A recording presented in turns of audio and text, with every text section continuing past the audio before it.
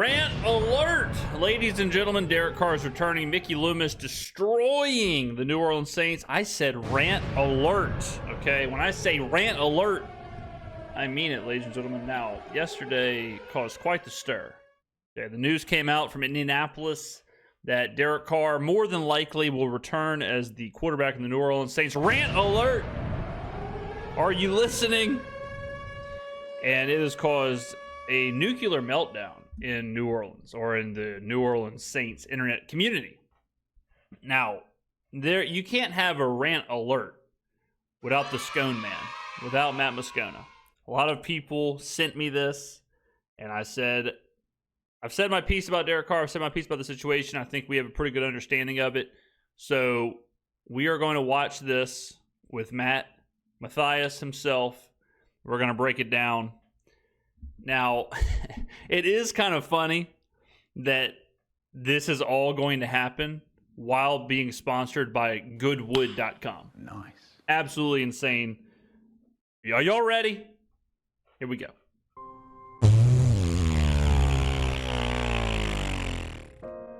Hot start. Oh, we got the music. We got the sound. We got the music. We got the sound bite. We got it all.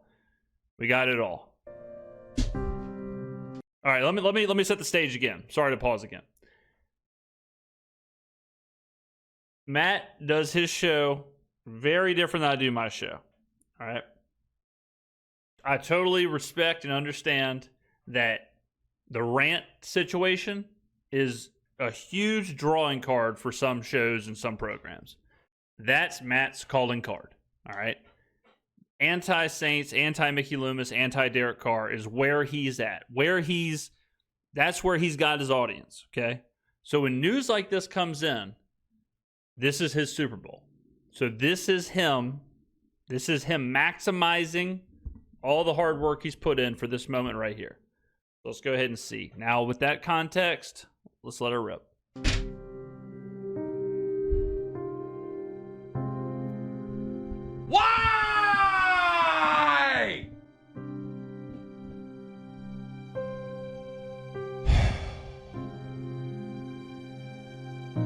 Hot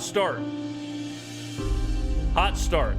This music. Here I was. I'm concerned I'm going to get prepared copyright. To start the show talking about the possibility of Justin Fields being the Saints quarterback in 2025. I'm going to give him a little bit of rope here to go longer than I would usually I'm not pause, sure I actually believed that was really going to happen. Yes. When people around the league who cover the league start writing about possibilities for the New Orleans Saints at quarterback beyond Derek Carr, you start to think that they know the Saints' plan internally is to move on from Derek Carr, be True. it Justin Fields or Spencer Rattler or any damn body else. Okay. I had a full opening segment prepped to talk about anybody other than Derek Carr. What it would look like, what it would cost, who it could be, how it would play out. All of it prepped.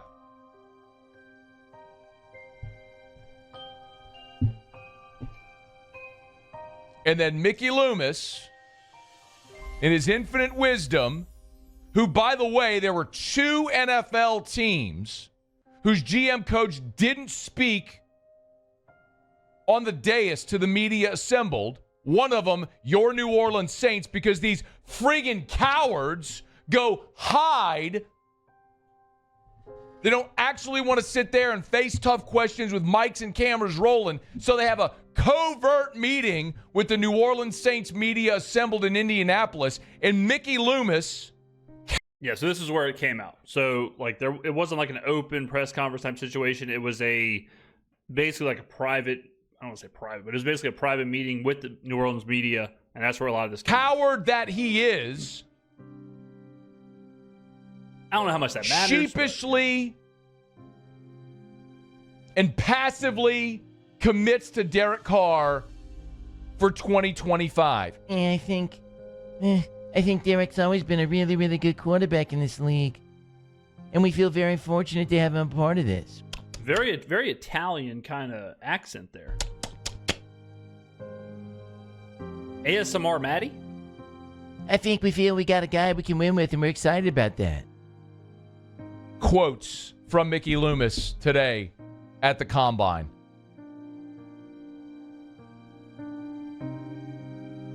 Giving tacit approval to Derek Carr being back in 2025. All right, let's provide a little more context. So, this decision was always and is a financial decision. All right. The Saints had to figure out what their options were when it came to Derek Carr. Remember, the sticking point was the $30 million roster bonus. Okay. That's really began this conversation of, do you want to cut him post June 1, save that roster bonus? Well, it looks like, and again, I'm not on overthecap.com 24 hours a day. It looks like that was not really on the table because you don't get the $30 million in time to be cap compliant by March 12th when the new season starts.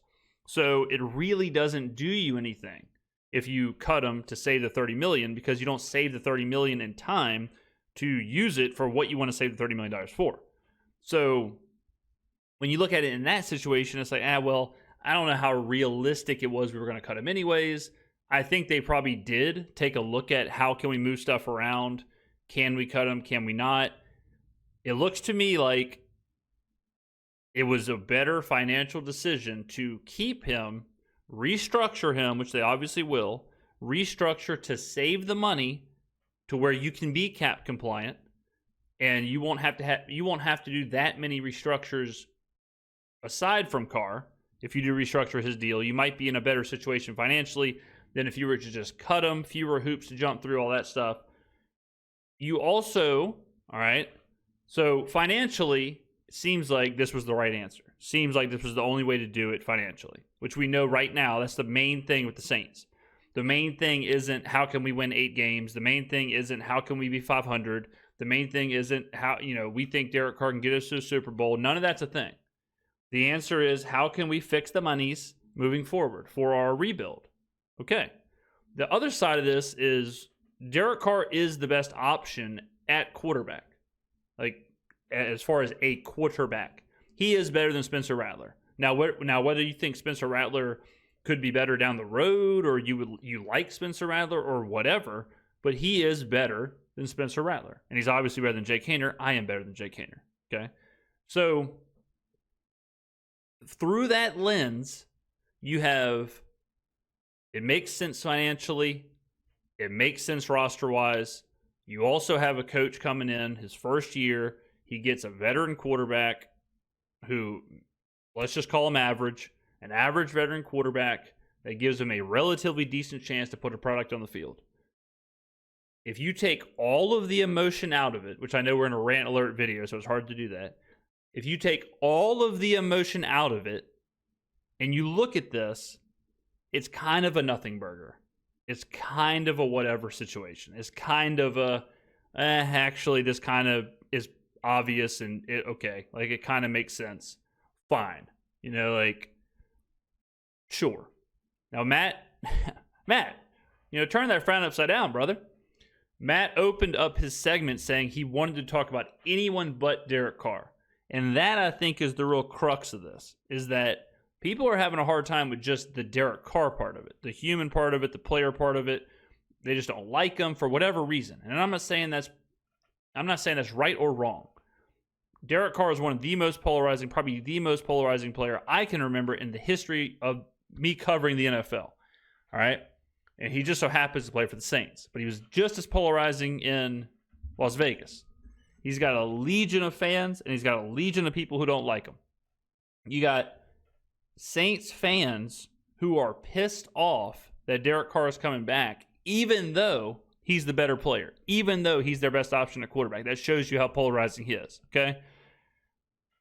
I'm recording this a day after it all went down. I did 2 videos the day that it happened, and it's given me time to think and all of that, and I stand by exactly what I said in those 2 videos, where logically, It's a nothing burger. It makes sense. It's totally understandable. It's pretty obvious what's going on.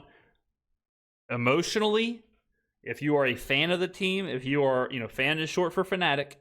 If you are a very passionate, emotional fan or whatever, and you don't like Derek Carr, obviously you're not going to like this move. And there's nothing that's going to bridge the gap between the logic and the emotion. All right. So I really don't think this is that big of a deal. Why? I just explained it. Why are you trying to ruin my Sundays? Why are you trying to ruin something that I love?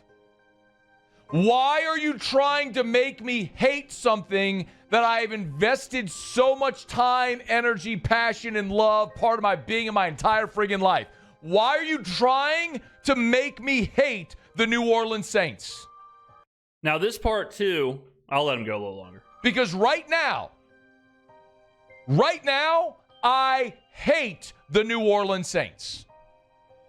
As long as they allow gum-smacking Mickey to run this show and bury my favorite team, I can't sit here for another year. I can't tell you honestly that I can sit there for 17 games next fall and watch a quarterback with mascara on who displaces blame for everything to everyone else all the time, run my favorite team into the ground. I'll be there. I'll watch every single second of it. I can't wait. I'll be in the dome on home games, on away games. I'll watch every second. I can't wait. I'm so excited for the next season. Now, this is the part here where the emotion starts to blend into the logic. All right. And it starts to kind of warp the logic side of it. A lot of people are like, I hate this decision. It's going to run the team in the ground. But this decision actually gives the team the better chance to win. Like, Derek Carr is the better quarterback if you are trying to win games. Spencer Rattler's never even won a game, right? Like, again, Spencer Rattler might be better in the future, but if you are interested in the Saints being relevant or winning games, or you want to try and win the division or whatever, Derek Carr is the quarterback to do that out of the options that the Saints have. All right. If you're saying, well, what about Jackson Dart? Brother. Well, what about Will Howard, my man? Okay. So we do run into a unique situation. And now this is where things will get interesting over the next year.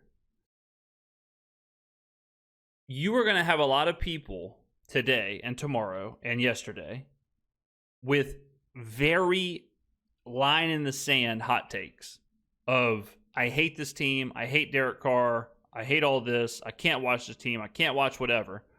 But there is a good chance that Derek is going to give the Saints the best chance to win. So let's just pretend, okay? Let's just pretend the Saints win 9 games. Like, let's just pretend Derek has a good season. Let's just pretend Kellen Moore has a good season. What do you do then? Because the most likely scenario, I think, is the Saints winning somewhere around 8-9 games. If I had to guess. It's probably the most likely situation. Barring injury, barring all that, whatever. That's probably the most likely situation. Do they win the conference? Do they win the Super Bowl? No, none of that. But they could absolutely be a 500-ish team if the injuries don't happen and Kellen Moore is good, which we think he will be, and Brandon Staley is good, which we think he will be, and the Saints draft good players, which we hope they do. This team could absolutely be 500. So it shows you just how polarizing some fans are when it comes to Derek Carr. I mean, if you take Carr's name out of it, you could say the Saints are making the better financial decision and the better on-field decision. And you have fans who are basically saying, like, I'm not watching this team. I'm not watching this. Literally, he said, I hate this team. I hate the New Orleans Saints. that is crazy how much Matt, I mean, in this video we're watching, it's crazy how much Matt hates Derek Carr. Even though he gives his favorite team the best chance to win. And even though this is the better financial decision in this moment. Obviously, if you go back, you don't give him the contract, whatever, Dennis Allen. But in this moment, it's the better on-field and financial decision. And because it's Derek Carr, full on, quote, I hate the New Orleans Saints. Presented by Goodwood.com. I'm pissed off at Derek Carr for being who he is.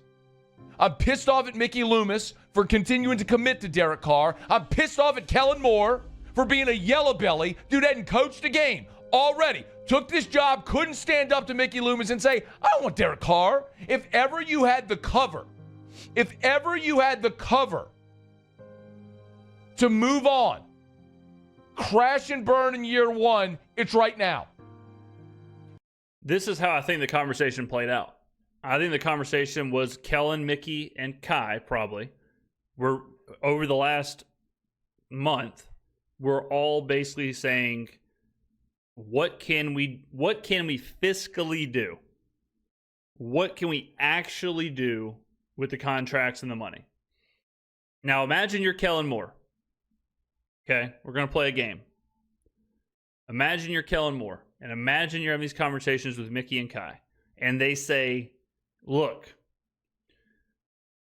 here's the finances, here's the salary cap situation. It makes more sense for us. We can do more if we keep Derek. This is the year where we keep him. We move some of the money around. We restructure some of the money. We release him or trade him or whatever after this year, just like the Vegas situation. And then we have more money to kind of play with in the short term. But it's in our best interest if we keep him. In that situation, do you think it makes any sense for Kellen Moore to say, no, I do not want Derek Carr here? Do you think it makes any sense to have Kellen Moore say, I want to put the team in a worse financial position and I want a worse product on the field? No, it obviously does not. So it's not Kellen being a quote-unquote yellow belly. It's him just looking at it and saying, if this is what's best for the team and the roster and business, then, and I have to eat it for a year, okay. And not to mention, why would Kellen be upset about this? It's the better player. Kellen Moore now has a chance to come in and do something with a veteran quarterback, has a chance to compete, has a chance, if you take the emotion out, you take the fanatic out,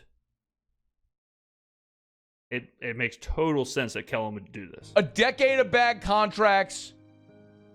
You're coming in at 36 years old. You have a grace period, a long grace period. And instead of saying, you know what? I'll take 3 and 14 year one if it means getting my franchise guy next year. You'd rather take 7 and 10 with Derek Carr. You'd rather just roll along with Mickey Loomis's plan. What more do you need to see? Somebody answer this question for me. What more do you need to see? Derek Carr has been a starting quarterback in the NFL for 11 freaking seasons. What do you think you're going to find out about Derek Carr in year 12 that the first 11 freaking seasons haven't already told you? Somebody answer me that freaking question right now. All right, I will. Jesus, quit screaming at me. No one's trying to find anything out about Derek Carr. This has nothing to do with believing that Derek is something, he's going to take a turn, or this has nothing to do with believing that Derek can take you to the Super Bowl. This has nothing to do with believing that Derek is a top 10 quarterback or a top 5 quarterback. This has all to do with he's under contract. The contract says this. We can't get out of it. We're stuck with it. It's better for business if we move the numbers around this way versus this way. That's it. It has nothing to do with believing in Derek Carr. Nothing to do with that. He will be gone after this season, and this changes nothing as far as the long-term trajectory of this team. Changes nothing about trying to get out of bad contracts, trying to get younger, building through the draft. Changes nothing to do with that. What do you think you're going to all of a sudden magically find with Derek Carr at 35 years old that you don't already know? He's a sub-500 quarterback for his career. 11 seasons. He's made the playoffs twice. He's the first quarterback in the history of the league to lose to 31 different teams. NFL.com just ranked the quarterbacks. They have him 24th. Fox just ranked the quarterbacks. They got him 24th. Before the season, PFF ranked the quarterbacks. They had him 21st. He is what I have said he is from the day they signed him. He is a lower mid-tier, upper bottom-tier starting quarterback in the NFL. Yeah, he's a starter. He's got a higher floor, but a lower ceiling that has been revealed to us through 11 years as a starting quarterback in the NFL. That all is true, but in this situation, unfortunately, it's also irrelevant. He is mid. He'll never be anything more than mid. And as long as this is your quarterback, you will never be anything more than mid. If you want to exist in this perpetual state of mediocrity and suck acidness,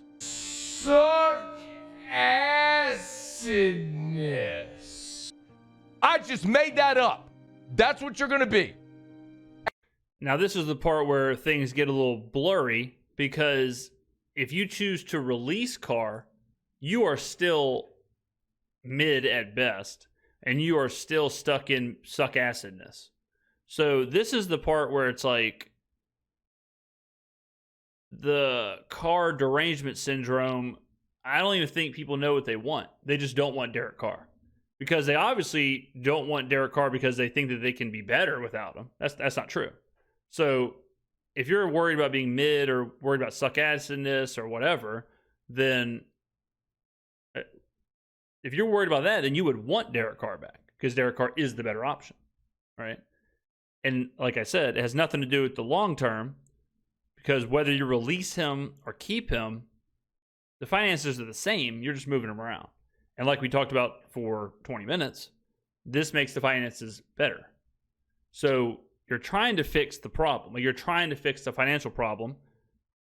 You just have to do it this way. And you have to trust that Kai and whoever are appropriately looking at where the money is going and what the money is doing, and how these contracts are playing out and some of the other stuff they have going on. So now you could say, and this is kind of a warped view too, but the alternative of release him, have a worse product, go 3-14, and then draft a quarterback, that seems a little much, right? Like, so you don't want to be mid, and you don't want to be in suck acidness, but you do want to suck ass. And then you want to take a quarterback, which has no guarantee of getting you out of mid and suck acidness. Go ask the Jacksonville Jaguars. Do we even know what the quarterback class looks like next year? Like, so it's a lot of talking out of every side of your mouth, when really it's just you don't like Derek Carr. And if that's the case, that's fine. I have no problem with that. If someone says, I don't like Carr, I'm uninspired by this, I'm unexcited about this because I don't like Derek Carr, that's fine.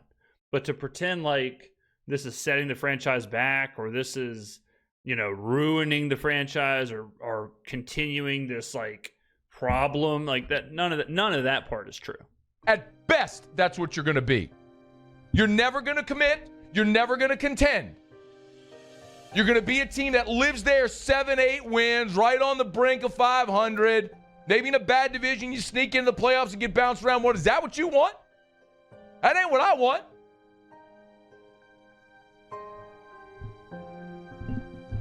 The only reason that this is better than any alternative is this means they ain't going to draft Jalen Milroe.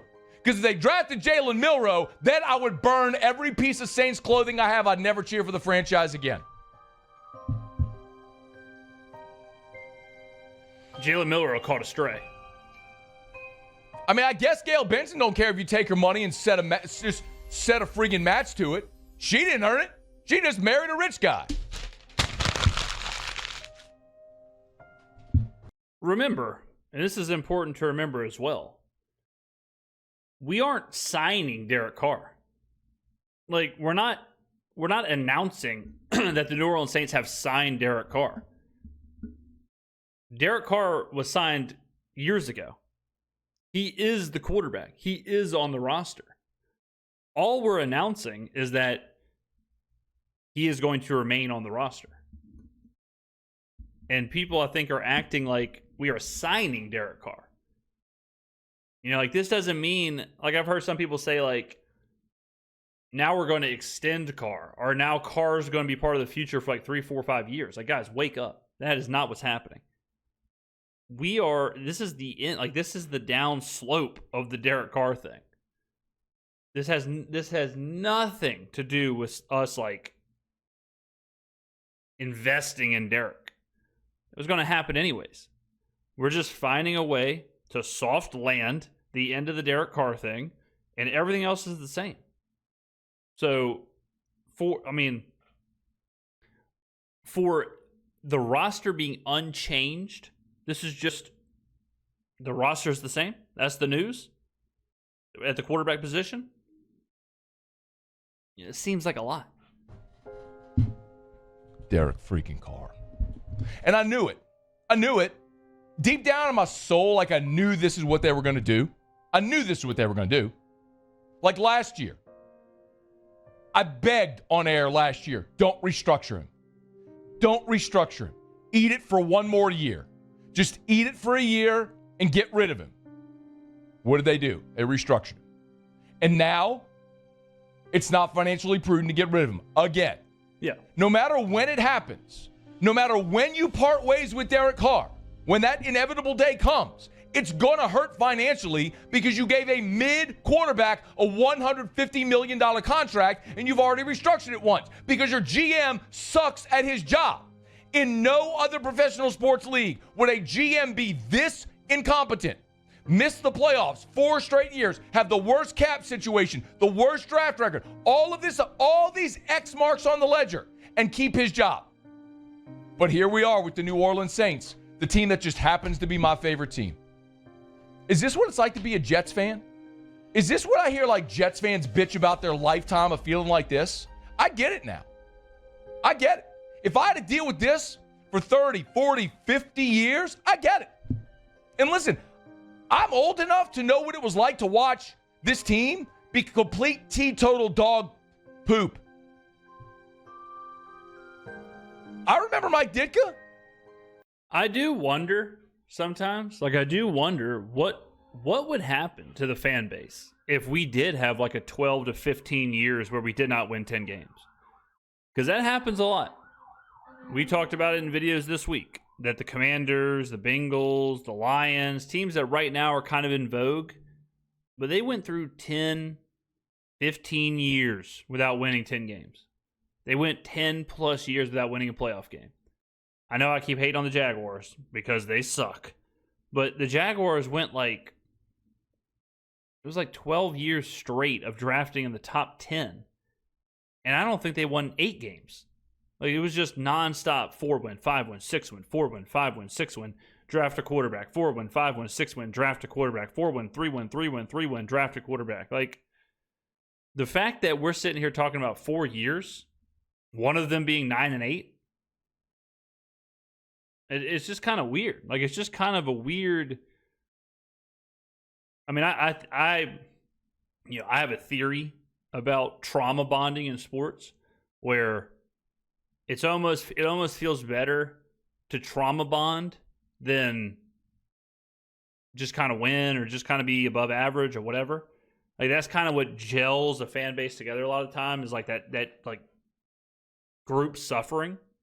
And I think sometimes fans want, like, they just kind of perpetuate it. The Saints are not, or certainly shouldn't be, in a state comparable or comparable, some of my friends say, to the Jets or even the Commanders or the Jaguars or the Raiders. Like, if you look at those teams, I mean, you talk about suffering. Go look at the Raiders' record since they made the Super Bowl with Rich Gannon. Go take a look at that. All right, that's suffering because that Super Bowl was in 2002. Okay, it's 23 years of suffering with multiple, number one overall picks and top 5 picks and whatever else. The fact that we're at 4 years and one of them was 9-8. It's not really suffering, but it's very interesting. I don't know. I don't know what the hell would happen if this team went through 10, 15 years of legitimate, crumbling in around the team. Jim Hazelate, I was there for the Endemora when it went bad. Rick Venturi was the interim coach. Elated when Hakeem dropped the ball. Super Bowl run was incredible. Sean Payton was awesome, but I know what it was like. I'm old enough to remember Dalton in the Dome Patrol. No, I don't remember Danny Abramowitz running to a camera, Russell Erxleben kicking the ball backwards. Some of you OGs got me on that. But damn it, man, this is my life. It's my whole life as a Saints fan. I'm just bleeding emotionally right now. You go 15 years of an expectation of winning, and now you don't see a path forward. I'm stupid. I am stupid. Because I sat here the day Sean Payton retired and I said, you know what? I'm grateful for Sean Payton because what he just did for 15 years elevated the expectation level of this franchise such that it will never get back to where it was before he was here. And boy, was I dead wrong. Because little did we know the cancer infestation, the yellow fungus under the toenail was actually Mickey Loomis, who has no accountability whatsoever because Gail Benson's just going to let him do whatever the hell he wants. So the way out or the light at the end of the tunnel or whatever, that's the same as we've been talking about for the last couple weeks. We have a 36-year-old head coach. We have a 41-year-old defensive coordinator. We've got an aging roster who are all naturally expiring out of their contracts or whatever within the next 2 years. We've got light at the end of the tunnel salary cap-wise where 2027-ish will be pretty good as far as the cap, as far as getting out of those contracts, as far as getting younger. We have a top 10 pick. All that's the same. Nothing's changed. Literally, nothing's changed. Derek Carr was on the roster. Nothing has changed at all. That's it. I mean, we're talking about nuclear meltdown here of a guy questioning his fanhood for the team. It's just kind of wild. Blow the salary cap, ruin drafts, waste money on mid quarterbacks, give bad contracts to old players, not re-sign your free agents. Y'all realize we just watched a guy, 2 players that were finalists for NFL Defensive Player of the Year. 2 players that the Saints drafted that Mickey Loomis couldn't re-sign because he hired a bad coach that didn't know. The Bond thing, we've talked about it a million times. Bond was never going to re-sign. Bond didn't want to re-sign. He wanted to find somewhere that fit him, get some playing time. He was buried behind Demario Davis, who was an all-pro. So it's that the Bond one is a complete non-issue. The Hendrickson one, okay, sure, fine. Of course, you'd rather have him. But the Bond thing, it was never going to work unless Brandon Staley was the DC. Know how to use Zach Bond, and he mismanaged the cap so badly you couldn't pay Trey Hendrickson. How's that fit? Any other GM, that one of those gets you fired. This jackleg just keeps burning money, wasting talent. And now he's committing more to Derek Carr. You got the wrong guy at coach. You got the wrong head coach in Kellen Moore. Kellen Moore doesn't have enough of a sack to stand up to Mickey Loomis and say, what are we doing here? But I guess that's why he took the job. I guess that's why Mickey hired him. He hired a yes man who's just going to do whatever he says. Oh, and we like that. What was the quote again? I feel like we got a guy we can win with and we're excited about. I think Derek Carr's always been a really good quarterback in this league. And we feel fortunate to have him part of this. Fortunate. I'm about to become a fan free agent, man. But to turn in my fan card, as long as that guy is running this organization and the owner won't hold him accountable to anything, why are we wasting our time? Why are we wasting our time with this organization? Devastating. Weather review. Hey, thanks so much. All right, so, I mean, let me make this clear, too. I'm not defending Mickey Loomis. This is just kind of a nothing. Like, it's not in defense of this or in, opposition of this. It's just kind of meh. It's just kind of meh. It's just kind of, it is what it is. Okay, I understand. Like, yeah, if we got to pay the monies and do all this way in order to get out of it, if this makes more financial sense, okay, whatever. I mean, I get it. I understand. But, I'm not going to say that signing Derek Carr was a good decision. I'm not going to say that making Dennis Allen the head coach was a good decision. I'm not going to say that stuff. But we know that. Like, hindsight, we know that. For sure. I like the Kellen Moore hire. I'm very happy Mickey did that. That was a good job. I'm very happy how all that played out. I like that they went and got Brandon Staley. We shall see what happens in the draft.